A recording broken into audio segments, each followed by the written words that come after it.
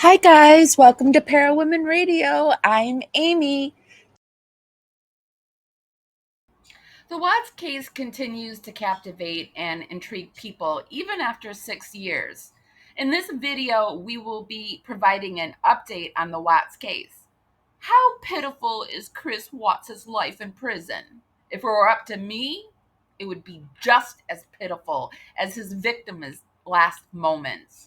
And is he singing like a caged canary about his Jezebel sexy smexy empanada? Spoiler alert, he definitely is. And lastly, we will discuss the fate of the tragic house in Frederick, Colorado. How does its fate stand in 2024? So, does the Watts family tragedy still grab your attention after all these years? Feel free to put your thoughts in the comment section down below. Now, let's get started. The rain, it talks to me when no one else can tolerate my words that don't make sense to anyone except for me and my old friend, the rain. So I reached out to a friend of mine who's very close to the prison he's at, and he gave me a rundown of what's going on with Chris Watts. Now, first, you have to understand that the more safe and secured a prison is, the more dangerous it is. So they have all the high, notorious piece of shit chomos with all these high cases, just rats and just pedophiles that have to be put away for their own protection, serial killers. But they're also housing shot callers, the most violent, unmanageable inmates in the state. People who call the shots on the streets and in prison. They're all mixed together. And then you have the COs who have the most violent, unmanageable inmates, some of the highest ranking, most notorious gang members in the state. And then you got the trash, pedophile, chomo piece of shit. I would really like to interview real killers about what it's like to be inside this prison. It just fascinates me. And I need to get back to doing prison reform talk because I really miss talking about that. Chris Watts. I kind of stopped talking about the Watts case for a little bit because every time I talk about it, I get threats, and it's overwhelming for me.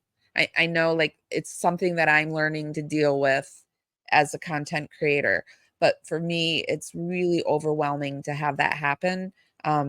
So I had kind of like stopped talking about the Watts case, but I'm not going to let people stop me from doing what I want to do.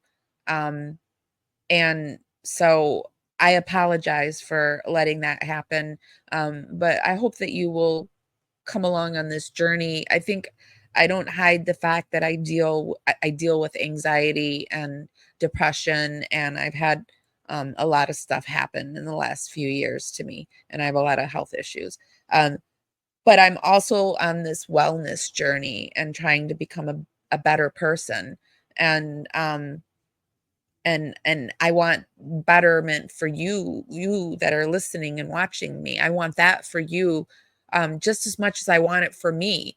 And so I hope you'll just allow me to learn and grow and get better, because it can be overwhelming. But I want to get back into talking about prison reform, because that's really what weighs on my heart. And one of the reasons I talk about true crime and this kind of stuff is because I think there's a better way to do things and to handle things and to see things and view things. And I think knowledge is power. And so um, I just think this is all very big and powerful work that we're doing together. Who killed his two little girls, his wife who was pregnant. And if you think for a second, a CEO who's getting disrespected every day and he goes to work can get money, whatever he might be into, women, they have so many ways to show him a life that he never knew existed. And also, while he's bringing in whatever they want him to, all that disrespect stops because the shot callers say, look, he's with us. Until he fucks up or he's no good, leave him alone. Then you have the straight sadistic COs that all you got to do is go to Google and look them up, that literally go out of their way to get inmates like Chris Watts or even people, non-violent drug offenders that are doing like 1 year, put in with the worst of the worst to get killed because of a little disrespect. They got a power trip. It's a coward with power. And then I also am keeping in touch with Dylan. The last I had heard, he's back at Dodge, and I mean, getting settled. I don't know what you call it, what you call going through all of that and getting your bunk and getting settled. And Jamie isn't doing too well, but I do want to bring them on our show still and create kind of a panel of guests. And yeah, like I always say, time doesn't exist in prison, only opportunity. That's the recipe for disaster, or some might that's say so for true. success. It's only So a time. friend of mine who's close to the prison that Chris Watts is in tells me that he is going through it. In the beginning, you know, they were extorting him, getting his true crime memorabilia, just completely having all his little followers and minions, just bringing whatever they wanted in. Well, eventually that stops. Time goes on and people don't want to keep doing that shit. They don't really care about that shit. Like I said so many times before, when his name dies, he dies. Not necessarily physically, but when you can't reach out to the media and have 20 people lined up to interview him, when his mom isn't recording things, everyone's trying to hear everything or what's going on here, that's when he's begging to get more media attention, because he knows that without the media, there is no saving him. Hi, Candy. Because if something happens to him when the whole world's watching, it fucks up the money. People are getting transferred. People are getting fired. It just fucks up everything. So they rather extort. Have you noticed too that lately the Watts case has gotten a little quiet? I mean, there was the Miller Watts thing, but in doing, like, I haven't done an update on the Watts case, like I said, in a while, and there's not a whole lot out there that's going on with the Watts case. Constantly put that pressure on him. And then once enough time has gone by, he gets exactly what many people think he deserves. So what my friend told me is he wrote to a media outlet, his family or whatnot, you know, saying he's... That's amazing, Cats. I'm so happy you've been a Dragonfly for 3 months. Dragonfly is the membership program over on YouTube. I release my videos early to the Dragonflies. There's emojis and other little special things that I like to do for them. It's just an extra way to support me and to support you back. I do promise that this month the stickers are coming out. I'm just waiting for the payment for YouTube, and then I'm going to order the stickers, and then we're going to have stickers and maybe t-shirts. I think I'm going to do stickers and tees. He's in fear for his life, trying to get out of there, because every day they're fucking with his food. They're poisoning his shit, throwing piss in his face. Ugh. And he knows from what he's seen in that prison that doors get open all the time. People in medical are waiting for you all the time. He's getting called to medical and he's not even putting in requests to go. He's no good anymore. He's no good to the organizations. He's no good to the media. The only thing he's good for is the victim's revenge. A CEO can just take that trash out. Imagine being surrounded by that type of piece of shit, knowing just one click of a button, one gassed up inmate, and it's a wrap. Then you have inmates that want to get that badge of honor and be the one that took out that piece of shit. Yeah, there was somebody just unalived in Dodge. Wasn't it just a year ago or something? A high profile? I can't remember. But someone said somebody, well, there, it happens all the time. Well, Jeffrey Dahmer, he was in Dodge Correctional. Claire, where did you move to? I didn't know you were moving. I'm glad you're getting settled and can't wait for you to be a dragonfly. Got the victims that don't forget, friends of the victims, you know, family members, everything you can think of. They're the ones that don't forget. So while he's trying to get a little attention, no one really gives a fuck. They're like, bro, we don't care. You killed your family. You're a piece of shit. There's been enough documentaries about you. We've heard enough about you. You got to go do your time. Yeah, there's something about prison that really scares me. Like, even when I would go in and see the clients, it would make me really nervous.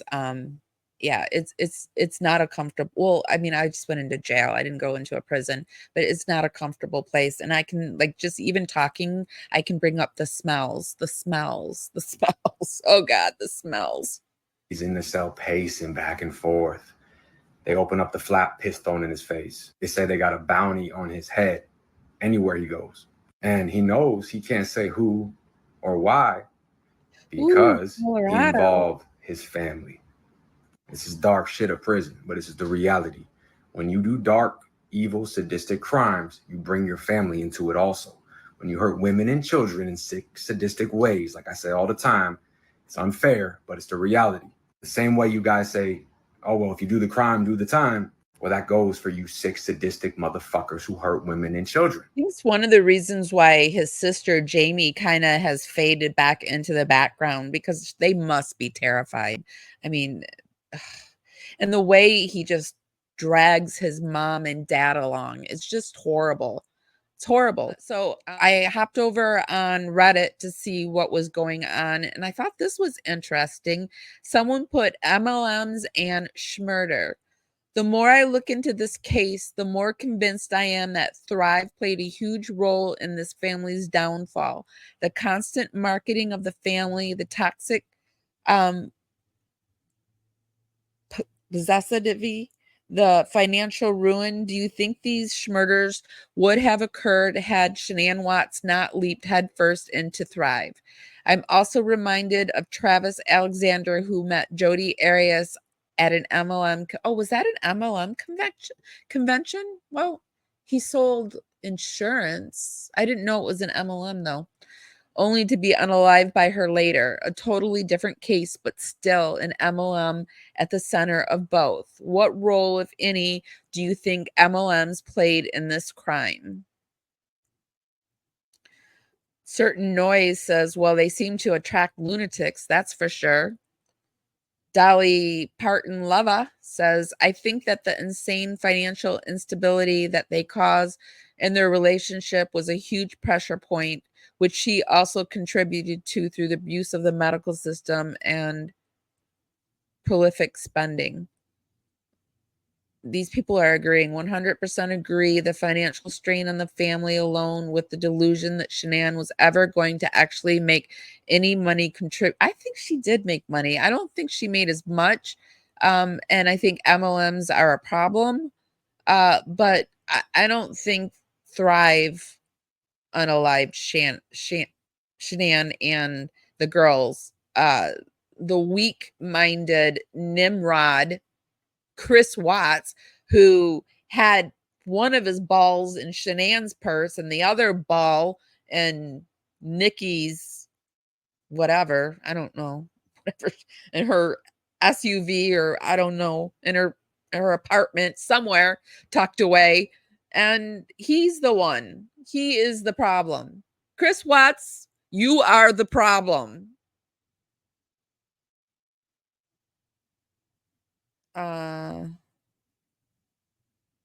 Also, he told NK that the marriage went bad about the 6-hour mark. That would have been around 2016 when she started thriving, but she did other MLMs before that. So Scream Cheese 99 says, maybe indirectly, I'd agree with that, but not really directly. There was no one single thing that caused the ultimate downfall of this fam. It was literally everything. Thrive played a toxic role in many indirect ways, primarily because Shan hid behind it as a fellow boss babe, so she could not only put on the facade of having a real job and providing a contributing to the expenses, but a real job that gave her all expense paid travel opportunities every other month, unlimited access to all these feel-good vitamins and supplements that turned her into super mom, and even paid for her to roll around in a brand spanking new Lexus. You got to be a SAHM. What does that mean? SH. I know it's an acronym, but I don't know what the acronym is for. Be there for your kids. Just don't mention they're actually in daycare or asleep 24/7, all while not having to punch the clock and join the daily grind. And you feel amazing too. Guys, can you believe it? The correct answer is no. I just wish it wasn't a pyramid scheme, because some of the products in these companies, like there's this one collagen from can't think of the name of it, but it's a really good collagen, but it's from an MLM, and I, I stopped taking it because I'm just really torn by them. Let me see what you guys are saying. Love like Shanann, boss babe. CW must have thought he'd take over Shanann Watts's income via the pity train.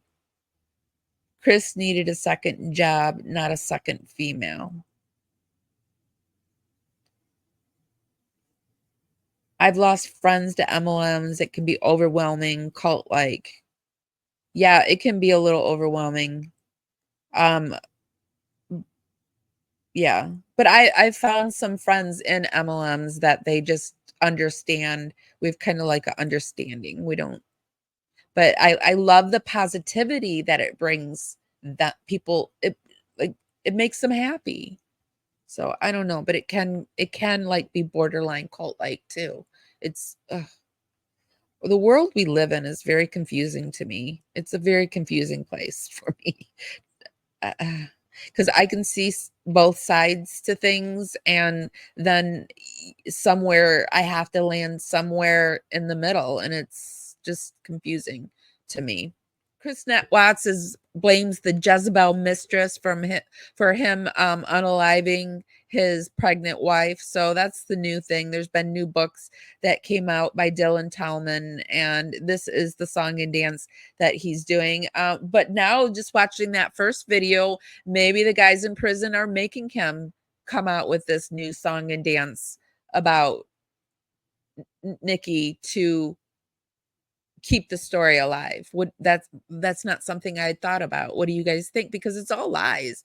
Most of it he talks is all lies, peppered in with the truth. That's how good lie. Well, he's not a good liar, but that's what liars do. They anchor their lies with truths. And so, what do you think? Do you think maybe he's doing it for people in prison? So let me ask you this. You can tell me if I'm wrong. You strike me as somewhat of a shy person. But after he was sent to prison, Watts finally revealed to authorities what really happened that night, or at least this could be the real story. We honestly will probably never know. But he says after the argument about divorce, he strangled Shanann to death, that it wasn't her killing the kids. And when 4-year-old Bella walked into the room, seeing her mother in that state, he told her, "Mommy doesn't feel good," and wrapped Shanann's body in a sheet. He put the body in his truck and drove it and the 2 girls to the oil site, where he proceeded to smother the children to death and hid their bodies. Since he went to prison in 2018, Nicole Kessinger has basically dropped off the map, preferring to avoid the public eye. Not surprising there. Police have never said that Kessinger had any knowledge about Watts' crimes. However, now it seems Chris Watts may be placing the blame on Kessinger for what happened. Because in recently published notes from Watts' cell out in Wisconsin, he was moved there, we've learned he labels Nicole Kessinger a Jezebel who destroyed his life. Watts evidently writes letters to God as a form of journaling. In one of those pages from 2020, he writes, "Dear Heavenly Father, I have backslidden. I am like a sheep gone astray from the flock and have fallen into a pit. The snare of the enemy has entrapped me. The words of a harlot have brought me low. Her flattering speech was like drops of honey that pierced my heart and soul." He goes on, "The blessings you have bestowed upon me were right in front of me, and still I followed the perfume of a strange woman. The enemy and his Jezebel mock and scourge me as they celebrate another capture. You, O Lord, did not leave me captive or condemned. You heard the prayer of the destitute and of the prisoner appointed to death." Now, Dylan Talman was in the cell next to Chris Watts for around a year. He was locked up on drug possession charges, and he told the Daily Mail that he and Watts became friends and studied the Bible together. The two apparently even planned to write a book together. But when Watts backed out of that deal, apparently, Tallman instead turned the writings into a series of his own books called The Cell Next Door. According to Tallman, Watts told him that Kessinger gave him an ultimatum on the night of the murders. It's your family or me. All right, so with that in mind, and clearly a lot to talk about, I want to bring in prison consultant Justin Paperny to talk more about this. Justin, thanks for coming back here on Sidebar. First, let's, from the basic point of view, it's not uncommon for prisoners to talk to one another, let alone about their crimes, right?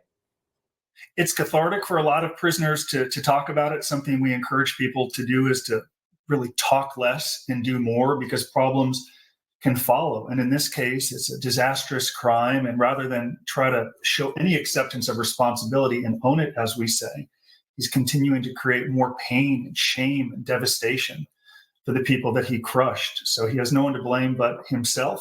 And this prisoner who's electing to write these books, he's resourceful. He's been in and out of prison, as I understand, and he's looking for an avenue to bring more attention to his work and hopefully create a path to not return to When prison. I do talk about these books, Jamie has said that she will join me, and hopefully Dylan will too, be able to. But yeah, Jamie said that she would join us. But it is not uncommon for people to go I to prison, to think form that's friendships, it. to open up, and unfortunately say things that can only make matters worse for people they've hurt. In a high-profile case like this, it's very likely this news would get out.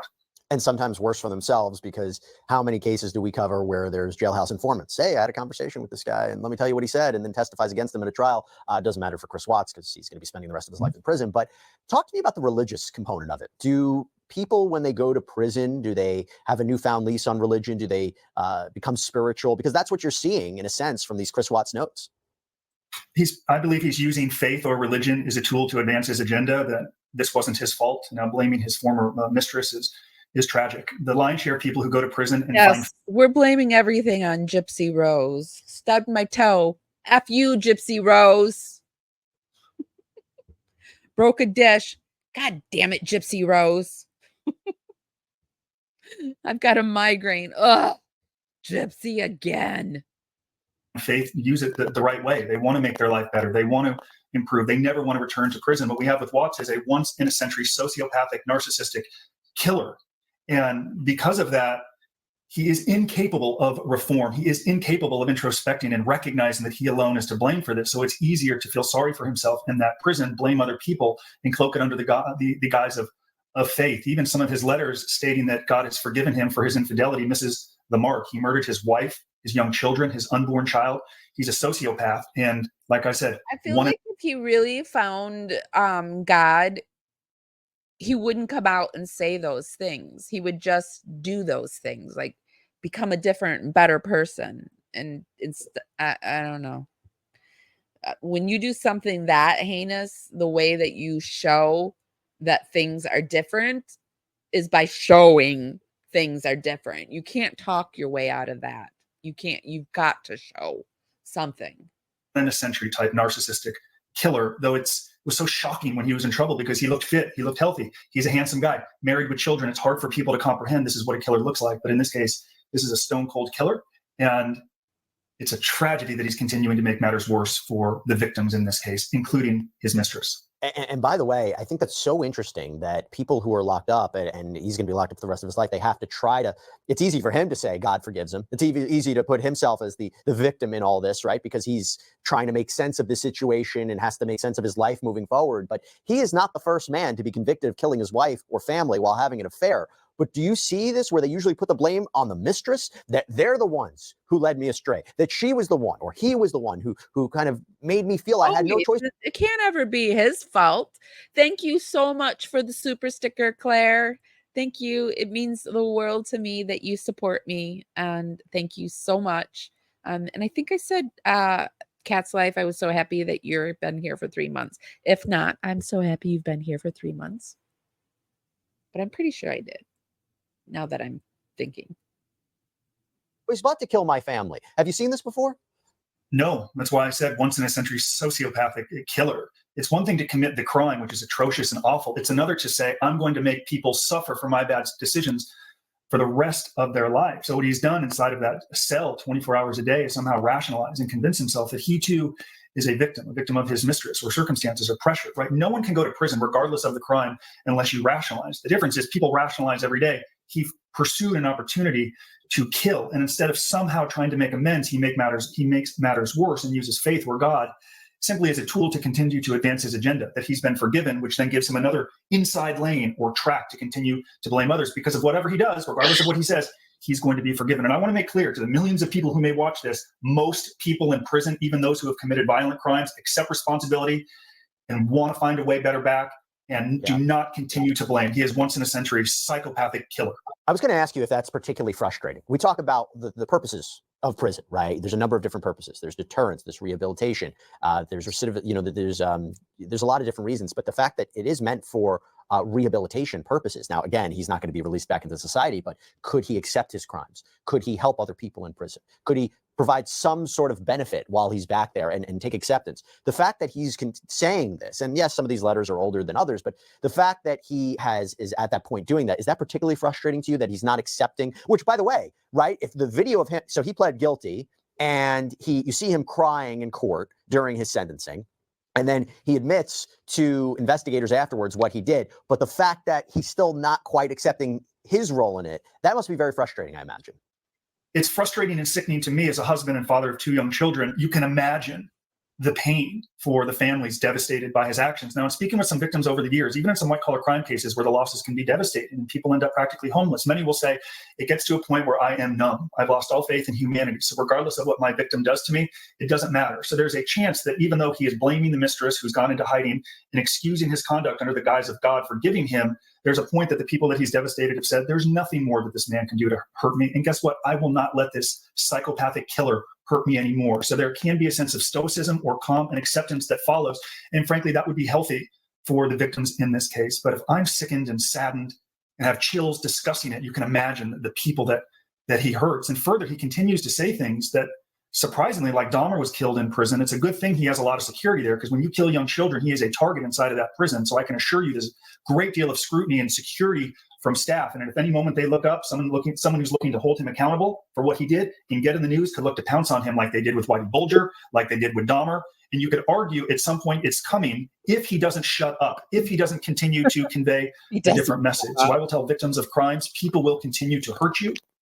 Primarily the person that has stolen, or in this case, devastated your family. I have such empathy for the families that he continues to do this. I have such empathy for them. No, you're 100% right. You're 100% right. He can be locked up, but still continue to create harm, inflict harm and damage. But the idea of him putting the blame on this Jezebel, this mistress that he had, is that a way for him to protect himself in prison? Is that a way to say, hey, to the people around him, say, listen, it wasn't me, it was her? And, I was trying to understand why you would do that. It's so he can sleep. It's so he can find a way to have some meaning on the inside. There are people, because of his celebrity, who are enamored by him that might buy into this story. I know he receives letters from women across the country who might be sympathetic to that message. So he does it to advance his agenda, to get through very long, tough days isolated in prison. But he also does it to elicit sympathy with hopes that he can create and find a little bit about like doing it so that he satisfies whoever's forcing him to do it in prison. And also he does it to satisfy his ego. And it's been said that all he does is write to women. I mean, what else does he have to do? He's in a ward with people that are disabled. And I don't know.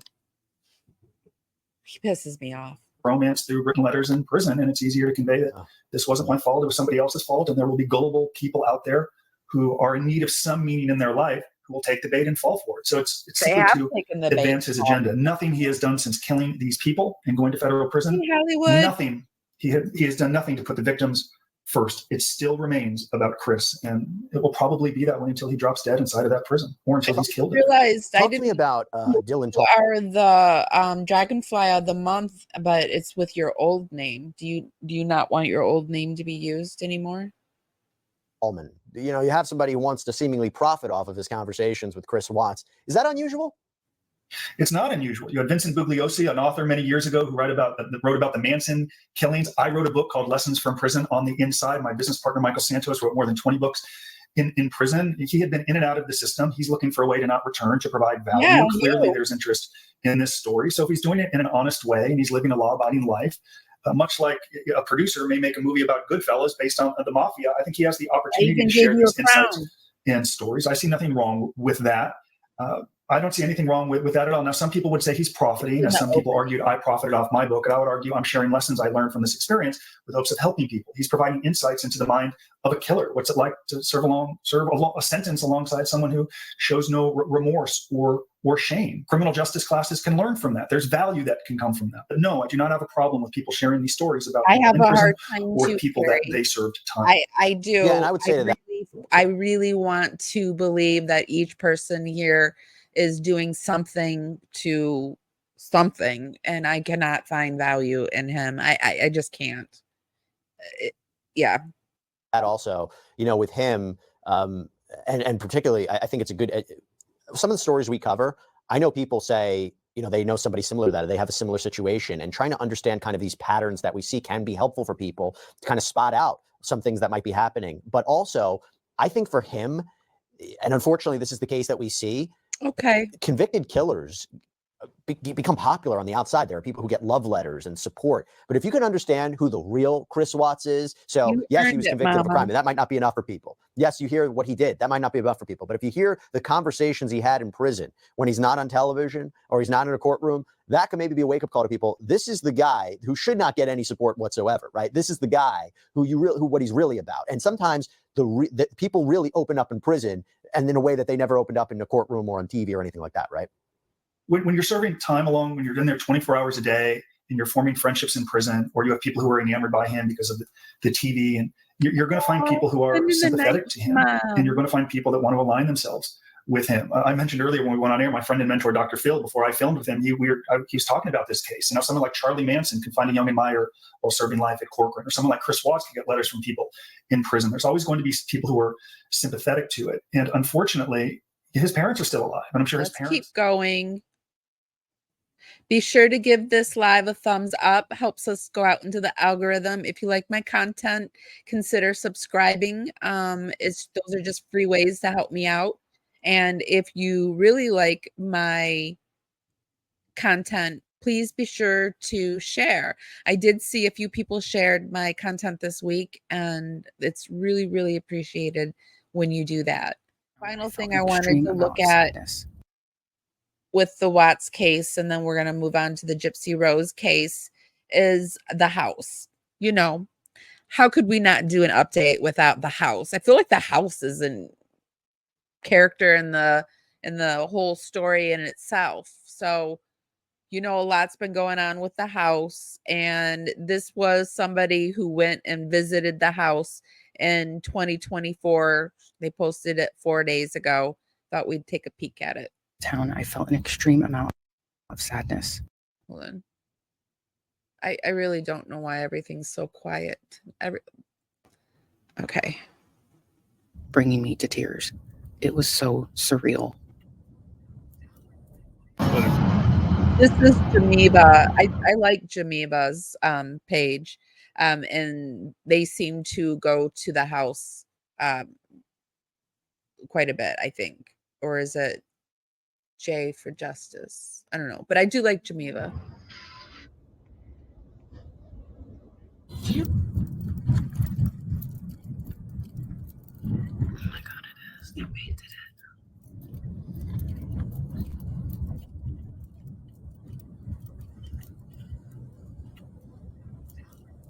Let's pray. Father God, please place your protection over this family.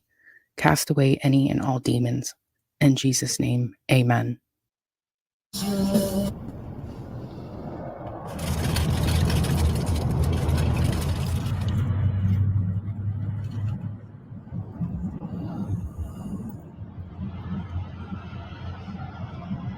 I feel like I'm going to be 2022. Doing my trek to the cemetery, to the house, to I want to visit true crime destinations, and I've said this before, and go to true crime cases and just report on the road with you. And I do see myself visiting the Watts house one day. Reported the Watts house was finally sold 4 years after Chris Watts brutally annihilated his entire family. His wife, Shanann Watts, his 2 beautiful daughters, Bella and Celeste, and his unborn son, Nico. May they forever rest in peace. A private Facebook group post showed it was sold by Location Real Estate in Colorado. The agent shared the news on social media and stated, "Huge congratulations to my buyers on their closing. It took everything we had to get here. So happy for you guys and can't wait to see the memories you make in your new home. May they be happy in their new home." A second added, "That's what the house needed. Love, life, and laughter. I hope they are very..." It's what it needed, but it's not what it got. So let's